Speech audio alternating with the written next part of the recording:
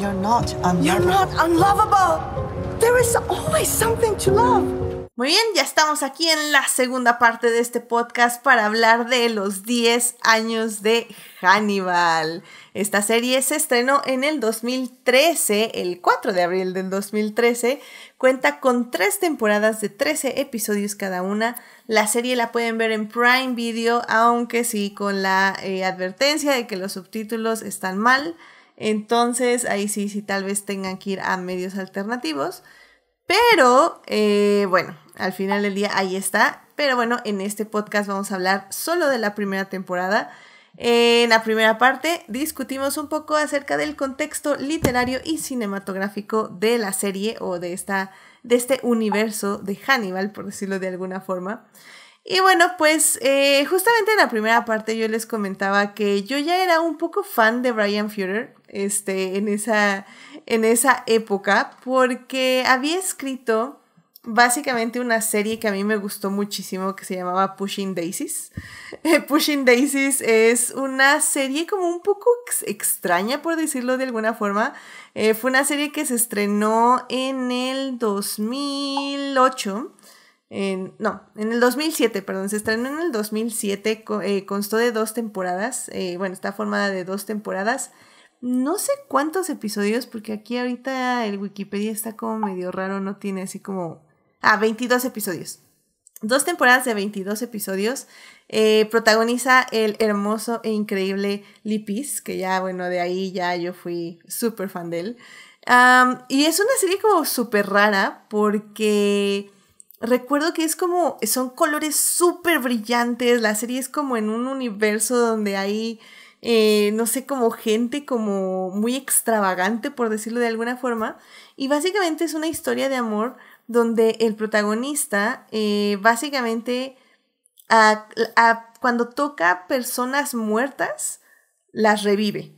Y si las vuelve y las tiene que tocar de nuevo como en un tiempo como de 1 minuto más o menos, no me acuerdo exactamente cuánto, pero es algo así como 1 minuto, y las tiene que volver a tocar para que se vuelvan a morir, porque si no, alguien más alrededor muere en su lugar para que estas personas vivan.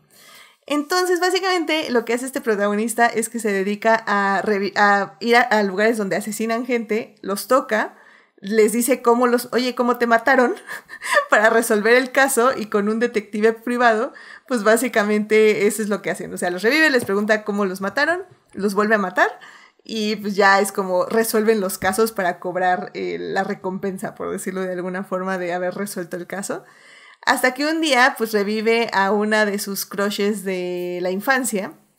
Y pues decide que, pues sí, la va a dejar que viva, muere alguien más alrededor, pero pues básicamente ya no la puede volver a tocar, porque si la vuelve a tocar ella va a morir, y pues los dos se enamoran. Entonces tienen que vivir este romance entre que no se pueden tocar, entre que ella murió, pero que ha revivido, entonces tiene que lidiar con eso, con su familia.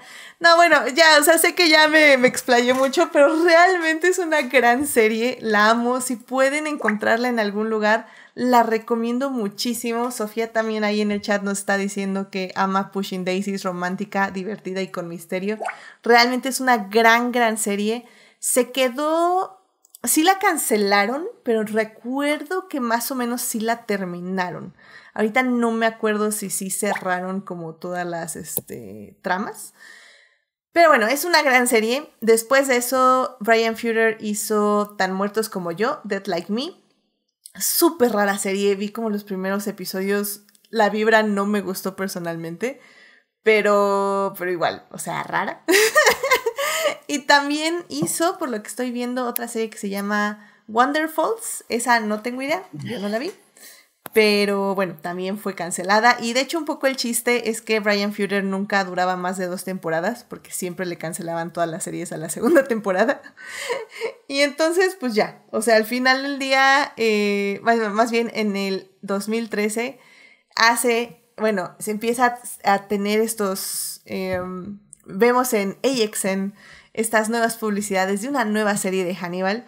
Y la verdad es que no sé por qué. O sea, realmente hay que, tal vez me diga Sofía, tal vez ella se acuerda. Yo no sé por qué decidimos verla. O sea, realmente fue así como... se ve interesante, no sé. Vamos a ver el primer episodio. Y recuerdo que vi el primer episodio el día que se estrenó. Y recuerdo perfectamente que desde la primera secuencia la serie me atrapó. Y justamente mucho de ello fue un poco por la estética, por el ambiente. Bueno, obviamente, sí, la vimos porque ya era fan de Bryan Fuller, perdón, ya hice la corrección. Pero bueno, el punto es, me atrapó muchísimo la estética, me atrapó muchísimo el ambiente, me atrapó un poco que nos presentan a Will Graham, nos presentan cómo es una persona que se mete en la cabeza de los asesinos con una secuencia bastante gore, por decirlo de alguna forma, como bastante, un poco sí, muy violenta, por decirlo de alguna forma, pero al mismo tiempo casi como una danza, podríamos decirlo de esa forma. Y 20 minutos después tenemos la gran introducción de Hannibal, el villano, que nadie sabe que es el villano más que nosotros, lo cual crea mucho humor involuntario desde la primera serie. Y creo que en el momento que Hannibal se encuentra a Will y como que crea esa conexión y esa fascinación de él hacia Will, me parece que fue una serie que me atrapó muchísimo en ese momento. Y bueno, Carol, a mí me gustaría saber un poco cuál fue tu experiencia viendo ese primer piloto de la serie de Hannibal y pues ya, y cómo seguiste esa primera temporada. Pues justamente como mencionas, el 2013 fue un año muy, no sé si extraño, pero creo que muchas de las series que eventualmente me atraparon se estrenaron ese año. Bueno, eran 2, exagero, ¿no? Pero el 2013 era un año donde yo era como crítica de TV, era mi sueño hacer televisión. Entonces estaba muy pegada a la tele. Y cuando salió anunciaron el piloto, anunciaron que le habían dado el sí a Hannibal. Recuerdo que la vi, sobre todo porque también me gustaba mucho Bryan Fuller, porque también tenía los DVDs de Pushing Daisies, pero también porque estaba protagonizada por Hugh Dancy, que él venía de hacer muchas comedias románticas. Estaba muy curiosa de cómo iba a ser la transición de hacer comedias románticas a hacer una serie de suspenso. Y no me lo esperaba, me gustó mucho. No sé si es que yo siento que Hannibal, en el contexto en el que yo la vi, para mí es uno de los pilares. Ustedes ya saben que yo hice mi tesis sobre Supernatural. Entonces es uno de los pilares que sostiene como mi tesis y Tumblr en el 2014, porque fue un fenómeno más allá de que la serie es muy buena. Creo que todo coincidió para que la serie hablara o sea, estaba Hannibal, estaba Sherlock, estaba Supernatural, estaba Doctor Who. Entonces fue una época muy extraña, pero muy interesante para hacer estudios sobre fans, de cómo, por lo mismo de que te habían muchas expectativas con Mads Mikkelsen, porque obviamente tenía el peso de que tenía que interpretar a un personaje que ya había hecho Anthony Hopkins. Había mucho peso sobre qué tanto podíamos como atrapar, o sea, qué tanto podíamos estar atentos a una serie donde ya sabíamos quién era el villano y cómo iban a manejar este villano, que todo el mundo, como bien dices, estaba haciendo cuentas de cuándo fue el momento en el que la serie te dice que Hannibal come carne, porque tú sabes que él es un caníbal, pero la gente que está dentro de la serie no lo sabe. Entonces, cada vez que aparecía un plato de comida era como de, ¿será gente humana? ¿No será gente humana? Entonces fue un experimento, para mí en esa época, por todo lo que estaba atravesando personalmente, fue un experimento muy bonito ver la serie, porque les digo, yo soy muy cobarde, entonces no me esperaba que fuera una serie de suspenso. Entré por las razones equivocadas, porque quería ver a Hugh Dancy y quería ver a Mads Mikkelsen, y era muy fan de Bryan Fuller, pero más allá de la estética y lo buena de la serie, fue un fenómeno cultural que hasta la fecha es uno de los pilares de los estudios sobre fans. Y moriré en esa colina. Tanto Hannibal como Supernatural, como Sherlock y como Doctor Who estuvieron en una época como un periódico histórico que marcó al fandom y a la vida de muchas personas en el 2014, por el 2013-2014. Sí, recuerdo que era el famoso Super Hulock, ¿no? Super Hulk era una cosa, pero es muy extraño porque Hannibal se colaba por allá. Al final, todos estos shows tenían como que creo que como queer coding, que no eran queers, y el único que podría ser queer era Hannibal, ¿no? Y era como el subtexto que al final fue canon. Fue muy extraño porque sí le dio una lección como a los demás shows de cómo se hacen las cosas, entre comillas, ¿no? Porque tuvieron que pasar. Creo que Hannibal fue de las series también que se cancelaron cuando hubo esta esta masacre de la NBC que cancelaron un montón de shows y Hannibal fue uno de ellos. Y Bryan Fuller estaba pues un poco atado de manos porque no podía hacer mucho al estar en NBC, que era una cadena bastante conservadora, pero la verdad es que de esos 4 shows, creo que el que más tenía como bases para decir, sí, era una historia de amor, era Hannibal. Sí, definitivamente tal vez esa parte no la vamos a tocar tanto en esta temporada porque aquí se ponen las bases, evidentemente, pero sí, o sea, creo que al final del día, de hecho vi un TikTok de una de mis creadoras favoritas de TikTok, que es esta Trashlink, que justamente hablaba de eso, del queerbaiting. Y como, pues sí, veíamos Hannibal, vimos la primera temporada, así como, bueno, pues obviamente sí tienen las vibes, pero pues nunca va a pasar. La segunda temporada también tiene las vibes, nunca va a pasar. Y la tercera temporada cuando pasa es como, ¿qué? o sea, realmente nos lo hicieron con Sherlock, nos lo hicieron con Supernatural.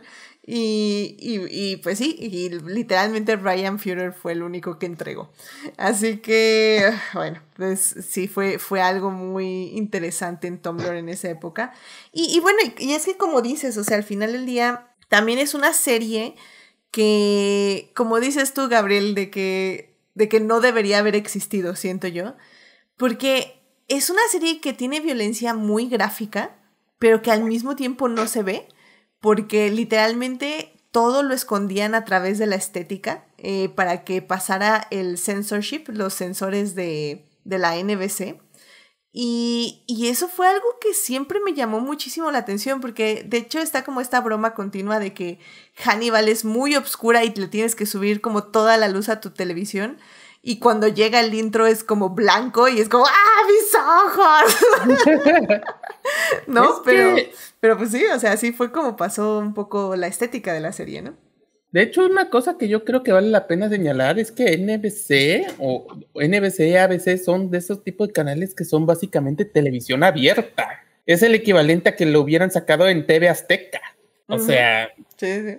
En muchos sentidos, un muy buen trabajo el que hicieron para pasar la censura, porque hay, la verdad, escenas que uno ve y dices, ¿cómo lo pasaron en televisión abierta? En muchos sentidos, la verdad, siendo honesto, me sorprendió que pasara de la primera temporada.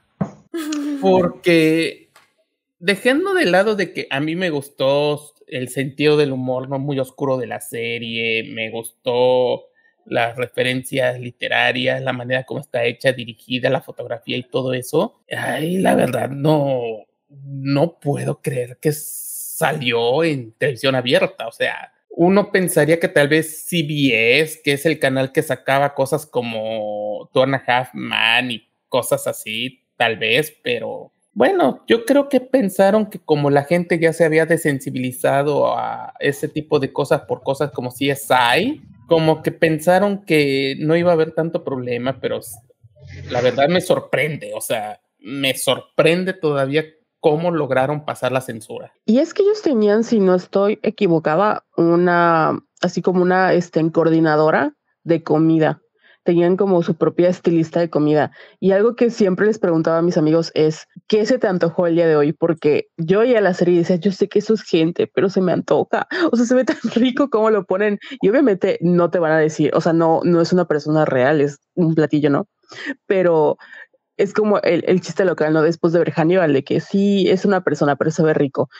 Ha de saber rico, ¿no? Entonces creo que una de las razones por las cuales pasó, porque es la cadena de Friends, fue el que toda la estética, pues de nuevo, no te daba asco. Sí se veía como muy, incluso explícito, pero no daba asco. O sea, era muy aesthetic. Como asesinato, pero aesthetic. De hecho, incluso creo que así como ver que corta gente, no me acuerdo porque sí hice como un medio rewatch, querido público, pero digamos que no me alcanzó la vida y me tuve que saltar unos episodios.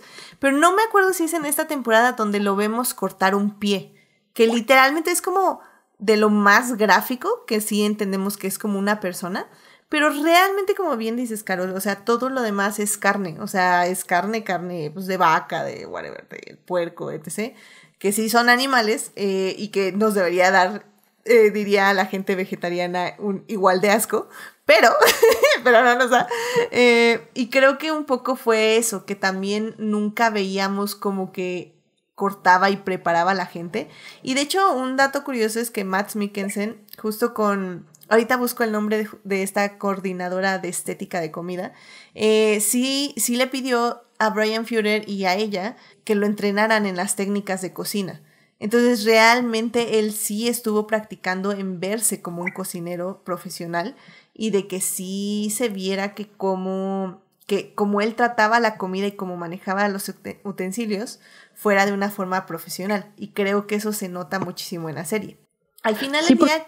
Sí, adelante. No, perdón, que hasta los cuerpos cuando son expuestos, porque sí hay cuerpos expuestos muertos, no están, incluso las escenas que son muy sangrientas, como que se ve seca, no sé cómo explicar, o sea, no se ve la carne así o la sangre, ¿no? Entonces, creo que igual el hecho de que son tonos muy saturados, no sé si es la palabra adecuada, o que están como mute, no hace que digamos, es sangre, ¿no? Sí se ve, pero está bajito, como que no nos apantalla tanto el hecho de que sean personas, porque literalmente eran esculturas, eran el violinista que le hizo un cello con las cuerdas vocales, o sea, eran cosas muy gráficas, pero se veían bonitas, entonces yo creo que eso fue lo que ayudó muchísimo a que pasara como el sensor. Sí, no es saturación, yo diría que es contraste, incluso muchas veces la sangre se ve casi negra, lo cual también le quita un poco de ese shock de ver la sangre roja. Aunque a veces sí la sangre se ve de un rojado muy pristino también, que incluye, como bien dices, la saturación. Pero sí, o sea, creo que justamente fue ese cuidado en la corrección de color también, lo cual ayuda mucho a jugarle un poco una jugarreta, valga la redundancia, al cerebro, para que no pensemos que estamos viendo como asesinatos de verdad, sino como literalmente como obras de arte con cuerpos humanos muertos. pero es bien raro, querido público. Si no han visto la serie, realmente es bien lindo ver los asesinatos. No solo de Hannibal, porque la serie está estructurada, digo para quien no haya visto la serie está estructurada como un asesino por episodio. Básicamente cada episodio tenemos un asesino nuevo que nos da un poco de un paralelo emocional con lo que está atravesando nuestro protagonista, que es Will Graham. Él básicamente durante toda la serie va a estar un poco descubriéndose a sí mismo, mientras que Hannibal trata de sacar a relucir una parte obscura de él por medio de la manipulación. Pero básicamente lo que hace Bryan Fuller para como guiarnos en este camino de manipulación y de descubrimiento es que el asesino del episodio va a tener como una característica que nos va a hacer entender un poco por lo que está pasando Will. Y creo que eso fue muy acertado, pero bueno, hablando un poco de la estética, cada episodio hay asesinatos diferentes por asesinos que matan de forma diferente. Entonces siempre hay como esta estética dentro de los asesinatos, pues que como digo, parecen más obras de arte que otra cosa. Y rápidamente nada más en el chat dice Sofía, lo que me atrapó a mí desde el principio fue por la foto, la estética y la historia y la edición. Y sí, que a todos se nos antojaba la gente en esa serie, efectivamente. Y pues Andrés, justamente en este tema, ¿tú cómo ves el desarrollo de personajes? Y bueno, y también si nos quieres decir algo de la estética, también adelante, por favor. Pero creo que sí, también lo que es muy padre, sobre todo de esta primera temporada, es cómo sabemos cómo Hannibal está manipulando literalmente a toda la gente, o sea, toda la gente, y todo mundo está cayendo redondito a sus pies, literalmente. Creo que, y como ya lo habíamos explicado anteriormente, lo que tiene esta primera temporada con respecto a sus personajes es que, utilizando un término de cocina, se cose a fuego lento. No te está presentando como tal, o sea, no es algo aventado hacia la cara cómo va a ser la relación entre Hannibal y Will, ni siquiera cómo es la misma personalidad del propio Will, que es un personaje muy interesante, ni del propio Hannibal. En un momento los vemos como en sus primeros contactos, pues hay esa atracción y hay ese magnetismo entre ambos, pero no sabes por qué existe. Y eso se va desarrollando poco a poco a lo largo de la serie. Y creo que eso es lo que mejor le funciona a un proyecto como este. Mencionaban algo muy interesante. Se estrena en NBC, o sea, Aquí tengo la lista de qué se transmitió ese 4 de abril del 2013 en NBC. Y, antes de Hannibal pasaron un capítulo de la quinta temporada de Community, un capítulo de la cuarta temporada de Parks and Recreation, un capítulo de la novena temporada de The Office y un capítulo de Go On, una comedia protagonizada por Matthew Perry. Y después llega Hannibal. Es completamente diferente a lo que pasaban y creo que de ahí viene su principal éxito y también la razón de su corta existencia. ¿Cómo vendes una serie que se va a tomar su tiempo, que va a apostar por la inteligencia del espectador y que te va a presentar todos estos casos diferente a, mencionaba en su momento, NBC es televisión abierta? En la misma época estaban cosas como Person of Interest o como CSI o como NCIS. Ahí sí es peladito y en la boca y es un capítulo unitario con los mismos personajes, pero digamos que es básicamente una trama similar. Aquí es todo lo contrario. Es algo que se está llevando muy elegante, es algo que se está llevando muy lento, por decirlo de alguna forma. No creo que lento sea la palabra más apropiada, pero sí se toma su tiempo. Y creo que eso es lo que te trae a ti como espectador. Ese lo harán, no lo harán, que si bien puede ser el mismo que había con Jimmy Pam en The Office, creo que es más interesante aquí porque sabemos todo lo que representaría que haya una relación entre Hannibal y Will. Entonces, hay muchas cosas que te atrapan, hay muchas cosas que te tienen cautivado, y luego está lo visual. Lo visual también es completamente diferente a lo que tenía no solamente NBC, sino también lo que presentaba la televisión en ese entonces, y es lo que te construye una atmósfera en donde tú terminas atrapado. Creo que después de Hannibal, una serie que retome esto de una forma más o menos exitosa es True Detective. Y también personajes complicados, se van conociendo, vas entrando a esta dinámica mientras investigan un caso que son muy, muy, muy pesados. Hannibal tenía este principal atributo y esto también desventaja al momento de las ventas, y creo que es lo que te atrapa a ti y lo que te hace que te quedes viendo, porque uno puede haber llegado a Hannibal por accidente o por gusto. Pues, le quedó la tele en AXN después de ver una repetición de Lost, o la encuentra en Prime Video, o ve los millones de GIFs que existen en Tumblr o en Twitter. Le gusta Matt Mikkelsen, quiere conocer a Hugh Dancy, vio Pushing Daisies o Dead Like Me y dice, bueno, pues ¿qué más ha hecho este hombre? Algo, pero ¿qué te quedas? ¿Cómo te quedas con eso? Y creo que la serie lo hace muy bien, uno, con sus personajes, con el desarrollo de los personajes, con la forma en cómo construye esta relación entre ambos a su tiempo y ligeramente, porque es una cosa que se hace poco a poquito, con los personajes que te presenta alrededor de ellos.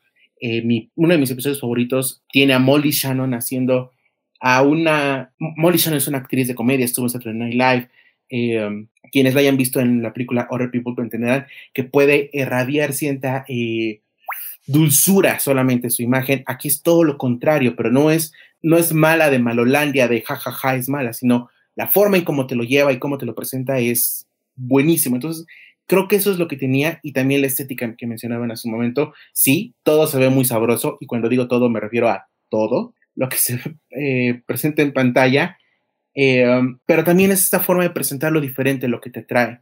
Los colores, esta cosa como opaca, oscura, y luego tiene sus momentos muy, muy, muy brillantes. Y eso, por ejemplo, me acuerdo mucho que la portada del DVD, más bien la portada del DVD de la primera temporada, pues es Hannibal comiendo y es negra y es este traje elegante con su corbata, el pedazo de carne como con un término medio porque está bicocido pero está rojito, o sea, ese tipo de cosas. Y la siguiente es Will rodeado de paredes acolchonadas blancas, o sea, esos contrastes son muy constantes en la serie y es lo que también te mantiene cautivo. Y creo que eso no es muy común que lo veamos, incluso ahorita en el que existan miles de plataformas y más opciones para aventurarse en la televisión con cadenas como NBC, CBS, Fox.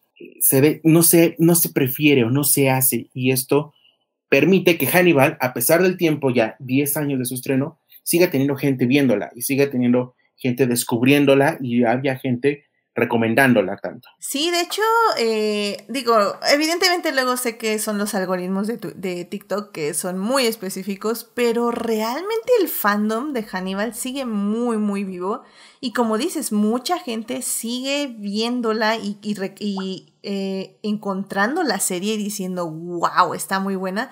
Porque, digo, nada más quiero aclarar, estoy de acuerdo con tu assessment, con tu como reseña de que es un poco lenta la serie en el aspecto de la trama, pero no se vayan con la finta, querido público, de que es una serie lenta, porque no lo es. O sea, es una serie que capítulo a capítulo sí te va a tener así como, ¿what? ¿Qué está pasando? Sí, no está pasando todo a un ritmo muy rápido, estoy de acuerdo, pero yo creo que cada episodio sí te mantiene como al borde del asiento en muchos momentos. Y si bien ciertos diálogos pueden ser algo rebuscados, por decirlo de alguna forma, literalmente puede haber como una plática como súper profunda entre Hannibal y Will acerca de por qué Dios asesina gente, no sé, algo así, y corte a un asesinato súper loco, así, ¿no? Entonces, o sea, realmente es una serie que dices, what, o sea, te tiene... no sabes qué te vas a encontrar a la vuelta de la esquina, literalmente, o en este caso, en la siguiente secuencia. Y creo que eso es lo que también hace que la serie sea muy, muy interesante. La verdad, nunca había pensado como con qué serie se puede comparar Hannibal. Yo no he visto True Detective y no la voy a ver, pero no se me había ocurrido, con qué otra serie podía compararla. Supongo que puede ser una buena idea. De hecho, me acuerdo que... ¿Cuál fue esta serie de... Creo que fue de David Fincher que todo el mundo amó, la de Manhunter? No. Mindhunter, ¿ja? Mindhunter, sí. A mí no me gustó nada, pero creo que también podría compararse un poquito con eso, al menos como en el tema y el ambiente.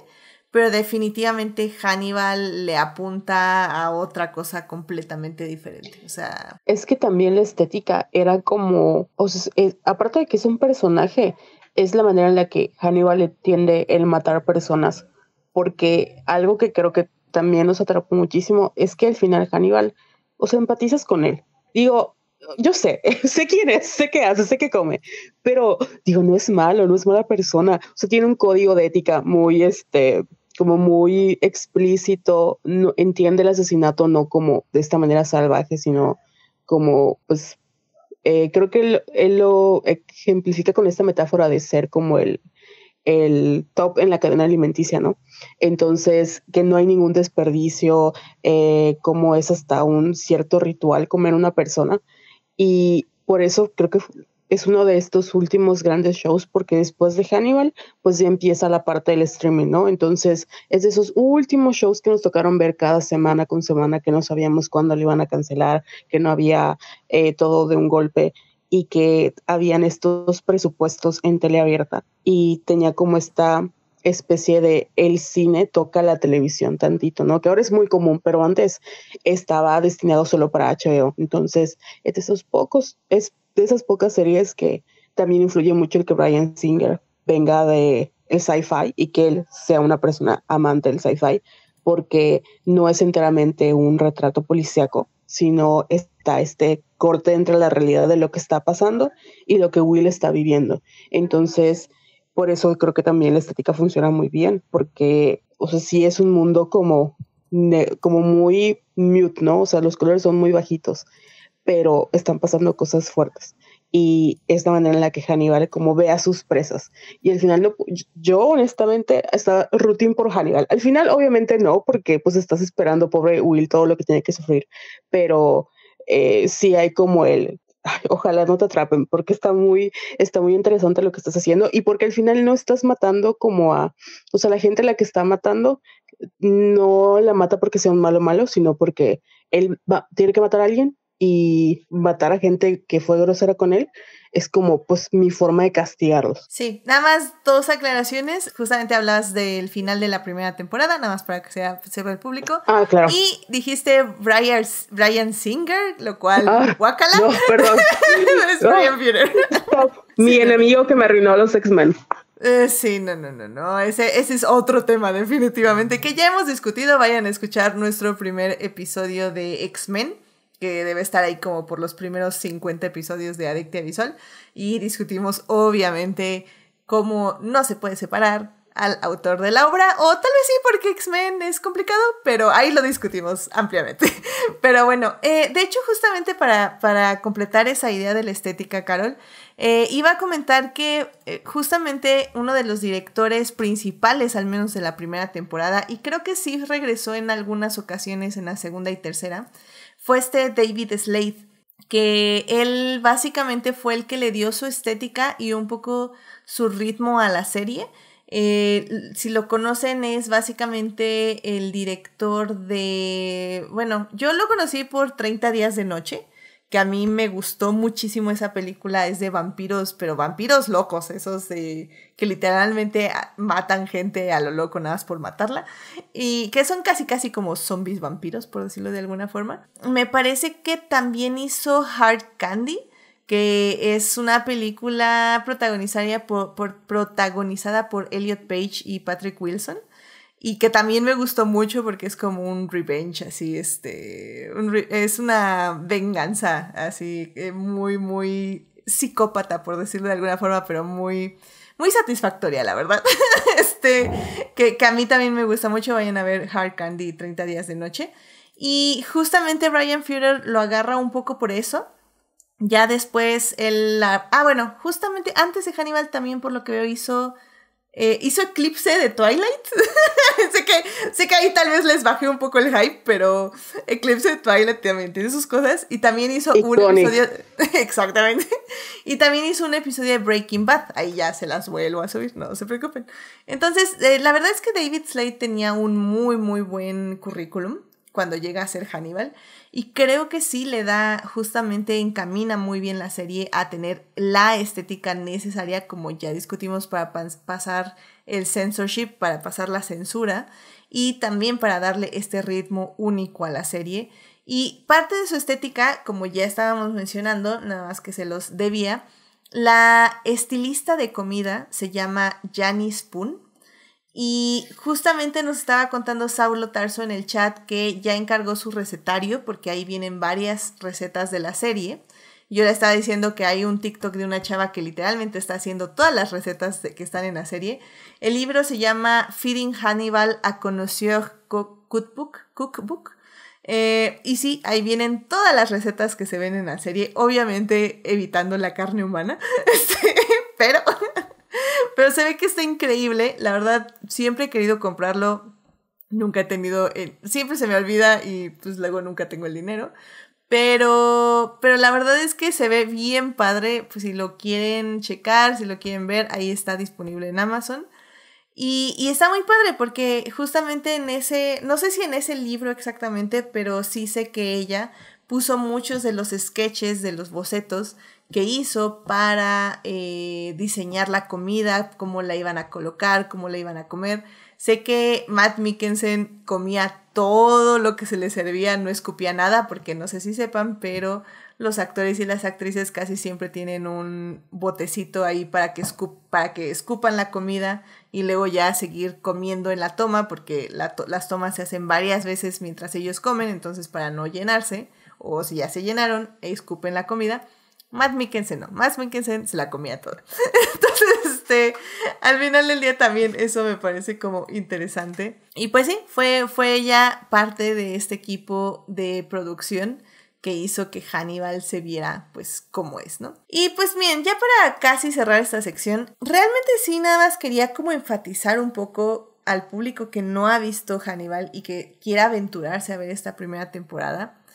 Es que sí, o sea, no podemos negar que Hannibal es el villano y que, como bien decimos, literalmente la primera temporada es acerca de él manipulando a todos. Y manipulando a todos porque literalmente le dio curiosidad conocer a Will, que es un personaje que él mismo dice que está como en el aspecto autista y que se puede, como ya dije, relacionar con los asesinos, puede ponerse él en los zapatos de los asesinos y las asesinas y básicamente recrear los asesinatos en su mente y entender por qué hicieron los asesinatos como los hicieron. Entonces Hannibal le parece como súper interesante y dice, oh my god, este hombre, yo necesito que yo sé que es un asesino muy dentro de sí y que le gusta asesinar y obviamente eso es lo mío, entonces voy a convencerlo o bueno, voy a hacer que él se dé cuenta que es un asesino. Entonces, literalmente es Hannibal diciendo eso y luego como jugando con Will, causándole graves problemas de salud mental y física, manipulando a todo el FBI para que hagan muchas cosas, spoilers, no los vamos a hacer aquí, en la segunda parte lo vamos a hacer, en la tercera parte, pero realmente es una mala persona, o sea, Hannibal es una muy muy mala persona y apoyo y amo cada una de sus decisiones. Porque es muy fácil creerlo, es muy fácil interesarte en él y creo que esa en parte, creo, Carol, fue como el debate de Tumblr de esa época, ¿no? Porque era como, Sí. Fue cuando empezó el fandom a decir que se vive mucho con los ships de enemies to lovers, ¿no? Pero es que está matando gente, está manipulando y ustedes lo shippean. Todos cometemos errores.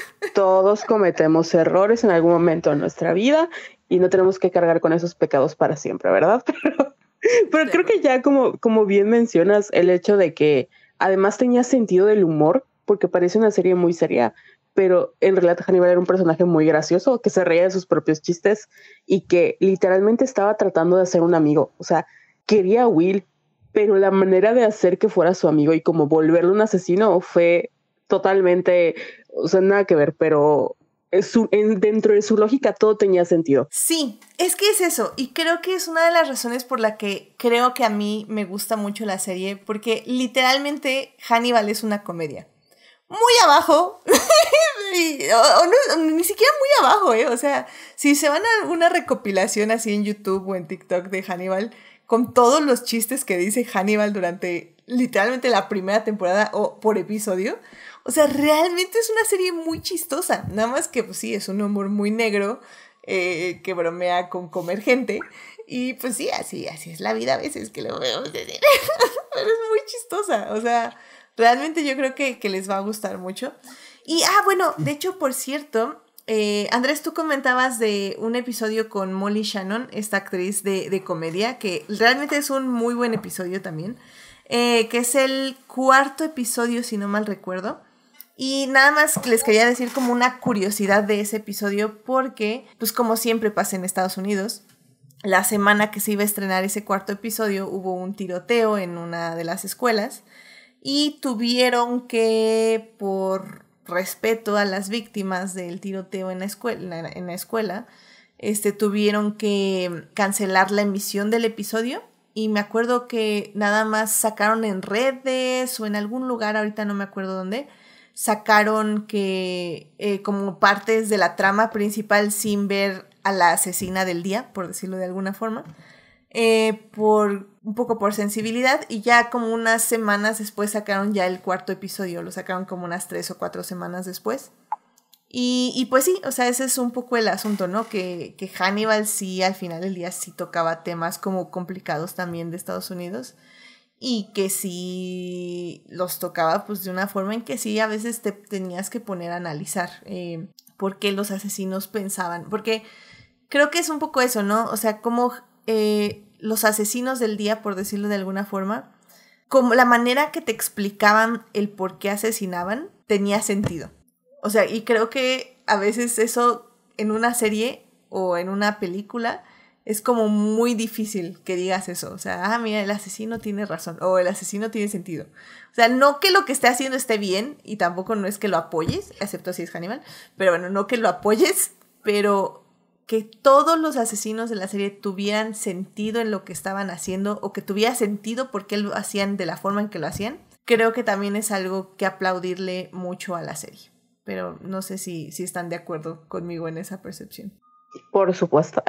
Claro, es que sí, al final creo que igual fue el conflicto de Will y por lo que ya se sentía, pues para la redundancia, conflictuado, porque él era muy empático con los asesinos y podía entender por qué lo hacían, ¿no? Y como esa delgada línea que también lo hacía que se acercara más a Hannibal. El por qué mataban tenía mucho sentido en su cabeza, pero pues no es ético, entonces no estaba bien. Al final como que ese era la lucha interna de Will, de en qué momento yo puedo cruzar esa línea, porque tiene mucho sentido y me puedo volver uno de ellos, ¿no? Y en qué momento sigo siendo lo que yo considero humano. Porque también Will, cuando llega al FBI, pues era un apestado, ¿no? Como que la gente lo molestaba porque tenía su propio ritmo, porque no era una persona, entre comillas, normal como los demás. Y podía ver cosas que los demás no. Entonces, como que siempre estaba esa línea que Hannibal quería que cruzara, ¿no? Para demostrarle que, porque en la mente de Hannibal, el ser asesino era como el top de la cadena alimenticia. Y como ellos eran inteligentes, pues era lo más lógico y normal que tenían que comer humanos. Y pues Will trataba de mantener su humanidad. Y creo que la primera temporada va de eso, ¿no? De Will tratando de mantener su humanidad lo más posible, mientras Hannibal lo está seduciendo de la peor manera posible, manipulándolo, enfermándolo, haciéndolo creer que está loco, cuando él está detrás de todo el plan maquiavélico y riéndose de sus chistes. Una clase excelente de gaslighting también, definitivamente. Así es. Hannibal manifestando su hombre ideal, haciendo que Will Graham sea su mejor amigo asesino. Ya sé. Ay, qué cosas. Pero bueno, miren, querido público, pues ya no sé qué más podemos decirles para venderles la serie sin spoilers. Si quieren pasarse a la tercera parte donde ya vamos a hablar de cosas muy específicas de la serie, adelante. Como digo, Hannibal consta de tres temporadas de 13 episodios. Está disponible en Prime Video sin subtítulos porque odio fucking Prime. Pero bueno, si no, pueden verla en medios alternativos o comprar los Blu-rays también. Es algo que yo tengo, que curiosamente nunca he visto, pero sí tengo. O si son muy amables, también podemos negociar formas en que se las pase, porque evidentemente también la conseguí por medios alternativos. No, Hannibal, o sea, la tengo por medios alternativos en Blu-ray, tengo todo. Entonces, pero bueno, en fin. Pues bueno, pues ya con eso vámonos entonces a la tercera parte de este bonito podcast sobre Hannibal. Y pues ya, vámonos para allá.